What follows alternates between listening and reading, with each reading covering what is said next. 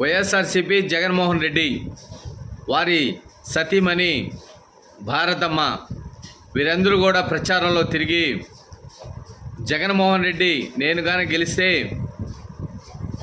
పిల్లలు ఎంతమంది ఉంటే అంతమందికి అమ్మ ఒడి ఇస్తానని చెప్పి ఆ రోజు మాట ఇవ్వడం జరిగింది. ఆయన ముఖ్యమంత్రి అయ్యాడు.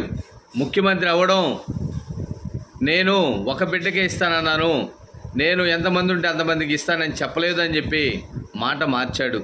తర్వాత కూడా మీరు ఎవరినో డిసైడ్ చేసుకోండి, ఒక బిడ్డకే వేస్తానని చెప్పి చెప్పడం జరిగింది.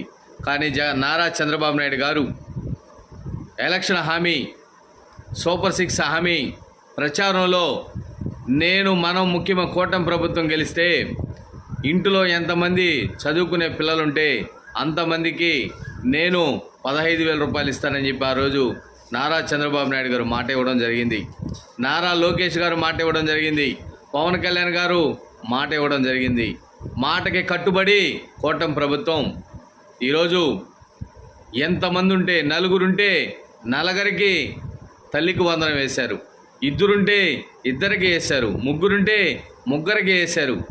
నారా చంద్రబాబు నాయుడు గారు మాట నిలబెట్టుకున్నాడని చెప్పి తెలియజేస్తా ఉన్నాం.